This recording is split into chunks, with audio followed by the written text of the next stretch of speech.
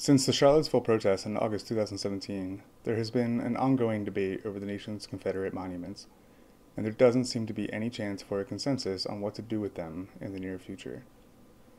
Some people advocate for the monuments to remain where they are, and have been for many decades, maybe adding a plaque that offers information on historical context. Others want to see the monuments removed from their current locations, which are displayed in public spaces, but this option also comes with some contentious views on what should be done with the monuments after their removal. My idea is simply this: America was built by and for the white Christian people of this nation. It would simply be an acknowledgement that the cause for which they fought, the cause of slavery, was wrong. Jews will not replace us! Jews will not replace us! I would like to condemn any of the violence that happened yesterday. I disavow anything that led to folks getting hurt. So for those self-appointed defenders of history and the monuments, they are eerily silent on what amounts to historical malfeasance, a lie by omission. One side of this debate interprets the monuments, many of which pay homage to Confederate generals, as emblems of Southern pride and heritage, an accolade to the lost cause of the Confederacy, a revisionist historical narrative that depicts the Confederacy as honorable and virtuous in a war against Northern aggression. When most of the monuments were erected, the lost cause narrative was being taught in schools and written as truth in textbooks. This came at a time when most of the monuments were constructed, between 1890 and 1930, and at the height of Jim Crow. There is a difference, you see, between remembrance of history and the reverence of it. The other side claims that these monuments represent a stain on American history, that the Southern heritage narrative cannot deny its racist roots. They believe that the actual reasons behind the Southern secession that led to the Civil War were to protect the institutions that supported white supremacy and the enslavement of African Americans. This point of view claims that any objection to the racist implications of Confederate monuments are part of the revisionist history of the lost cause.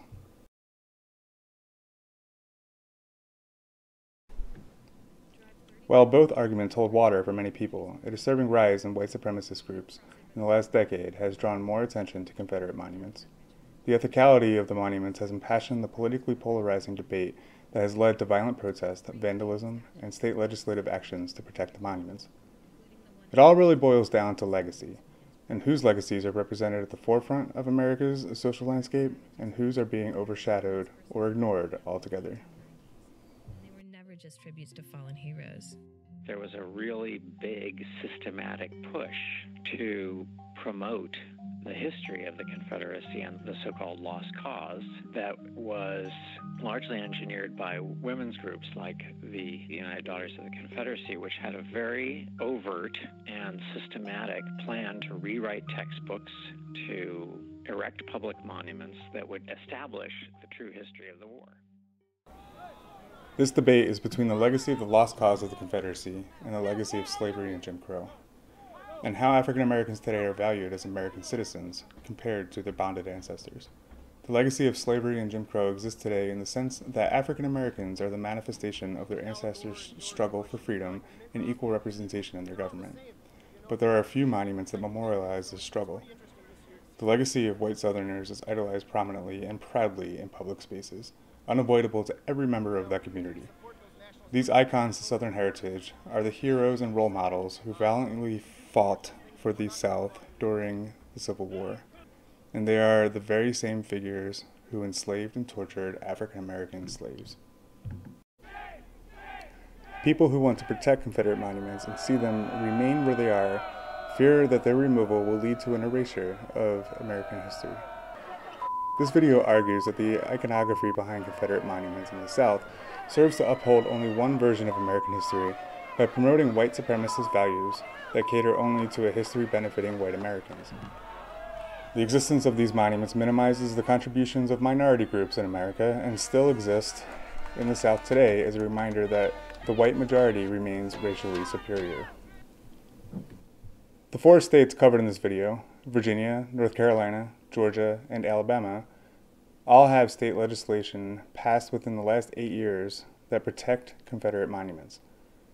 Recent social discourse has motivated proactive legislative initiatives that protect Southern heritage, and the tired and misguided Confederate legacy narrative has gotten a bit convoluted.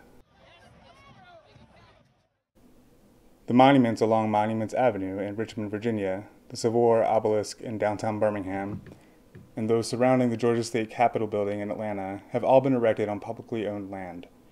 They were built during the Jim Crow era between 1890 and 1930, amidst contested public opinion, generations after the Confederacy lost the war. Today, they still stand and are still subject to the same public discordance that existed when they were built, the difference being another century of careful historical consideration of their presence in the public sphere. Does the argument to keep these monuments in the public sphere portray the American values of today as it did 100 years ago? Many Confederate monuments are located in public spaces, completely unavoidable by anyone in the surrounding community, ultimately requiring that locals engage with the monuments regardless of their position or perspective. For example, people living in Richmond, Virginia will likely need to drive down one of the city's main thoroughfares on at least a weekly basis. Monument Avenue is aptly named for its Confederate monuments, which are all placed at busy intersections, often forming roundabouts by which Richmond residents must drive around. Both Georgia and Alabama have state laws that protect the location of their Confederate monuments. The Georgia State Capitol grounds in Atlanta is home to about a dozen such monuments, most of which pay homage to former state legislators with racially contentious pasts. Only a 20-minute drive from downtown Atlanta sits the enormous Stone Mountain, in which a relief of Stonewall Jackson, Robert E. Lee, and Jefferson Davis is carved. Stone Mountain is the site of the founding of the Second Ku Klux Klan in 1915, and the relief that honors the generals and president of the Confederacy was finished and opened to the public almost 60 years later in 1972. People who oppose the monuments and want to see them removed have made a compelling case. Joseph McGill, founder of the Slave Dwelling Project, said, "When many see Confederate monuments, we don't think of their artistic or historical significance. We think about what they mean to us in our lifetimes." McGill's argument speaks to both sides of this debate, but he also notes on how their existence today affects the Americans who interact with them. People do not see these monuments as works of art or beautiful centerpieces in our city's landscapes, but as emblems of our country's heritage. For many, that heritage is a reminder of a shameful past that considered millions of Americans less than equal and not fully human.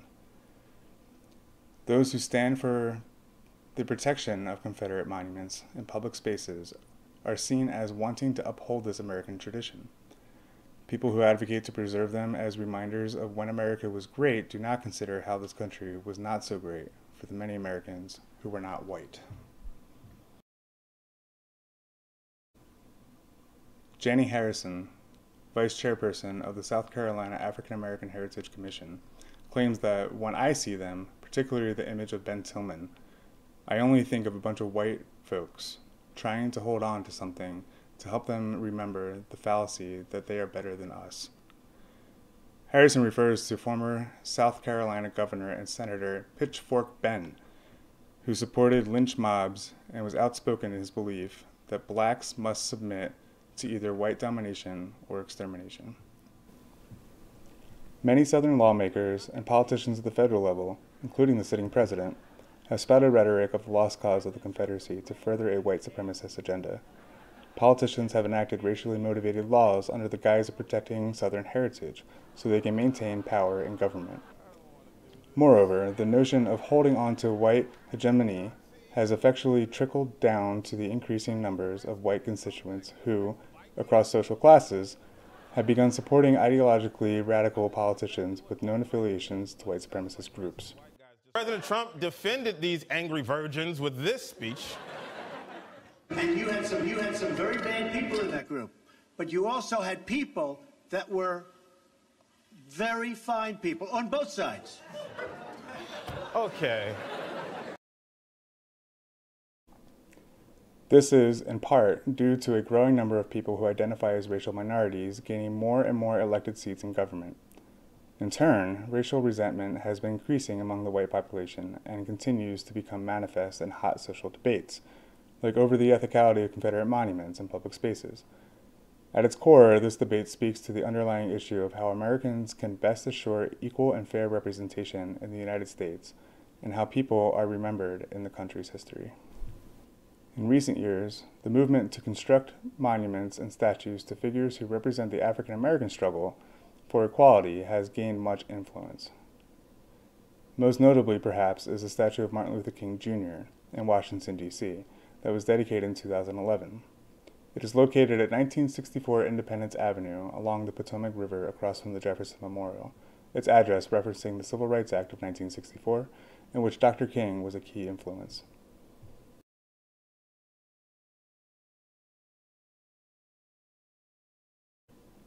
In Montgomery, Alabama, the National Memorial for Peace and Justice opened to the public in April of 2018. This is the nation's first memorial dedicated to the legacy of enslaved black people, people terrorized by lynching, African Americans humiliated by racial segregation and Jim Crow, and people of color burdened with the contemporary presumptions of guilt and police violence.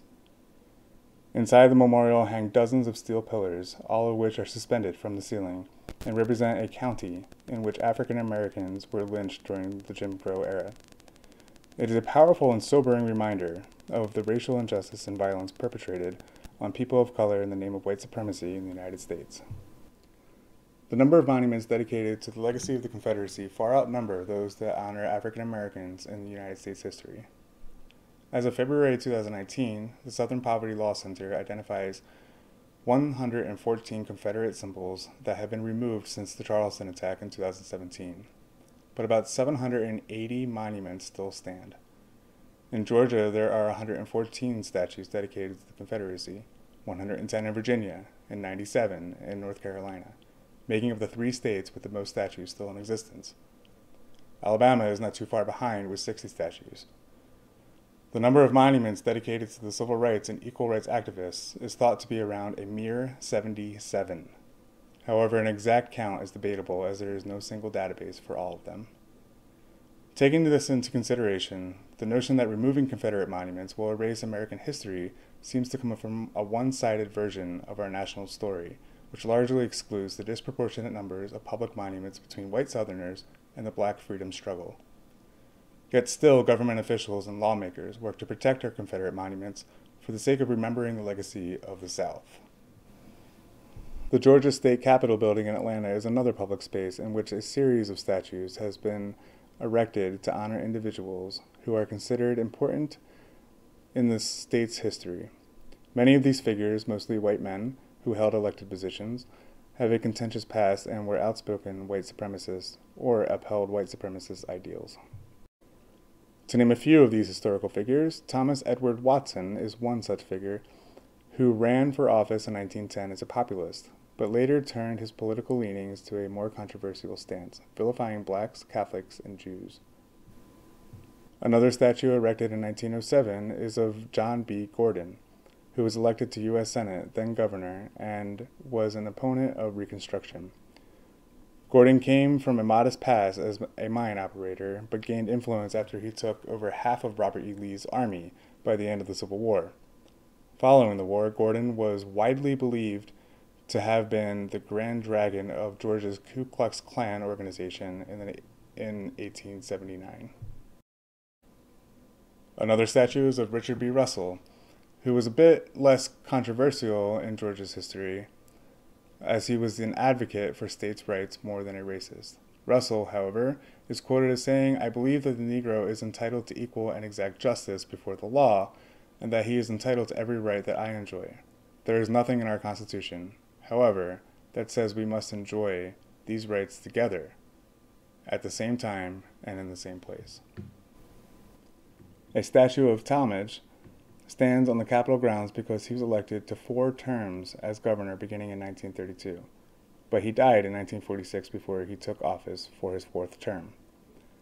His final campaign ran on the premise of opposing a federal court ruling that disallowed the Democrats to hold a whites-only primary in 1946.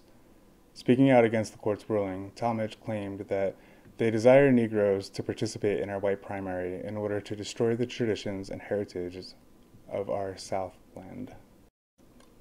Of all the statues on Georgia's state capitol grounds, only one is not of a white man who held political power in Georgia. Located on the southwest corner of the property is an 8-foot statue of Martin Luther King Jr.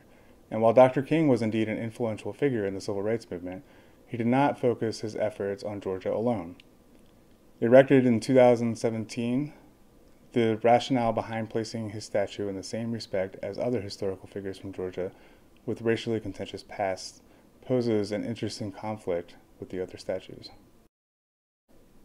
Why choose a figure who is broadly known to the American public as a civil rights leader for the country? Dr. King's contributions to the civil rights movement are unquestionably significant. But why not choose a person who made significant contributions to Georgia?